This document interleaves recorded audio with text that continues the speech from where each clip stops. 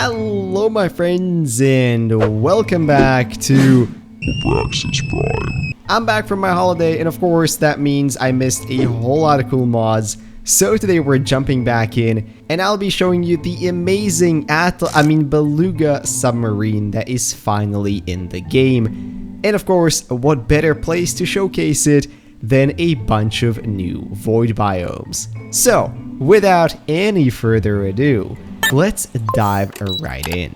Now, let's talk a little bit about the development of the Beluga because it certainly wasn't simple. Honestly, attempts to make this sub were around for years. I even made a video on it some time ago, but now alas, thanks to the amazing team behind this, we have the mod available. Now, opening the mobile vehicle bay, among vehicles you can now see the Beluga, a gigantic vessel made to explore the deepest and most dangerous environments. And to build it you need 6 plasteel ingots and 10 pieces of poop.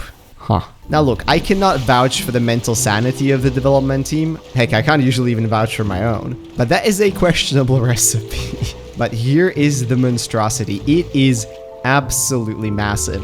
By far the largest sub in the game now. But look at the amount of detail in it. It just looks so freaking cool. Like, it's not even done building. But from every angle, it just looks brilliant. The SCI vessel.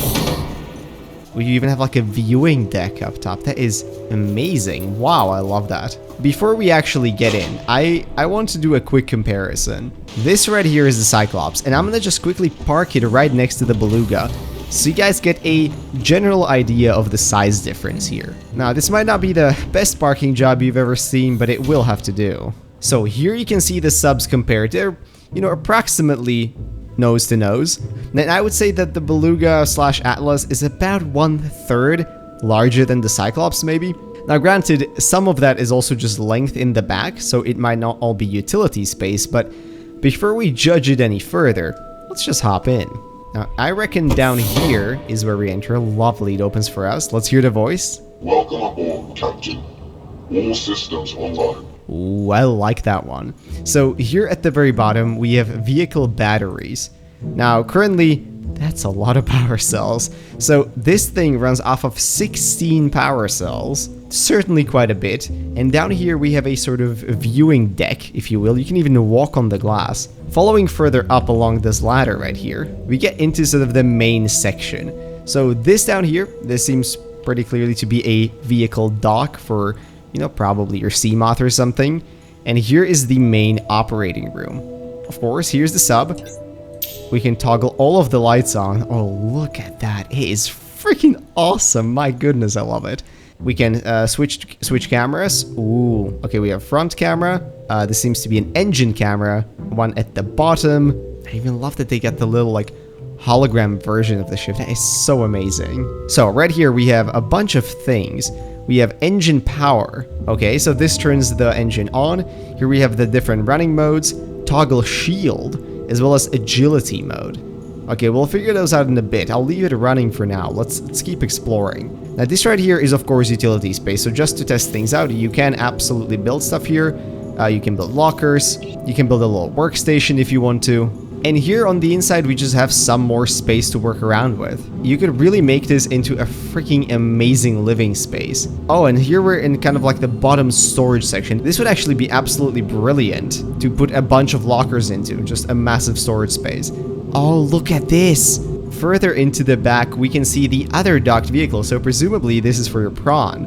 And then all the way in the back, we have the upgrade stations. And then of course, dang, this looks awesome. Now here, I have the option to climb, and if I do, you can see that we're currently in the sort of viewing deck.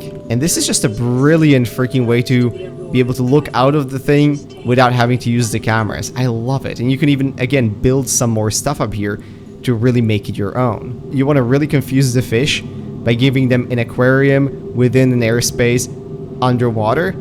Go for it. Now, I want to try docking my vehicles in. Let's give that a shot. Whoa! Holy crap, that really opened up. So let's see, if I wanted to dog my Seamoth up here. Whoa! It just got freaking absorbed. Let's try docking the prawn, man. Oh yeah, this Fine. Ooh, nicely done. Whoa, look at this.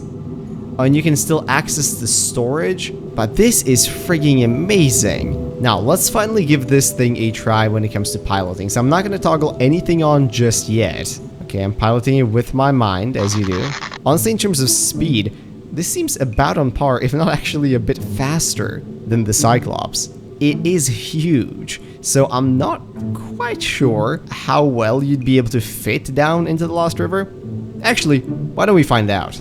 I also want to point out that by default, this has the crash depth of 2,000 meters. So I'm guessing you're not gonna need depth upgrade modules for this. You really need, like, proper handling to pilot this thing. Because I think a lot of people kind of know by now that one of the biggest challenges of the Cyclops is trying to fit into the lava zone with it. Now, this might be a good time to try on the shield. Let's see what that does. Damn, look at that. So I reckon now we're like super protected from everything. I mean, heck yeah, why not? And what is agility mode? Agility mode enabled. So agility mode seems to let you tilt the submarine. That's actually freaking awesome. But yes, this is definitely a sub you could get stuck in places. Just for an idea, this is how big it is coming down this sort of corridor down into the Lost River. Okay, so here comes the moment of truth. I have it in agility mode. This is probably one of the tighter squeezes on the way down into the lava zone. Honestly, with the agility mode, which allows me to tilt it, it's actually surprisingly easy. Yeah, so look at this. I mean, we can actually fit in here pretty comfortably. I mean, despite the massive size, the agility mode really helps, especially when tilting down steep sections like that. So it's freaking amazing. But before we get all too carried away, I said there is another mod here that would be the perfect use for this submarine. So let's take a look at Deep Waters. This mod aims to expand the void, and it does this by adding 6 new biomes into it. Let's take a look at some of them, shall we? Here's the first one. I cannot see a thing. It does look a bit like the surface of the moon. It really reminds me of the time when the bottom of the void still, you know, had some geometry. But of course, this is expanded a bit more than that. You see some plants here, quite a few structures actually, holy crap. If I disable the fog, you can get a better idea of where we are right now.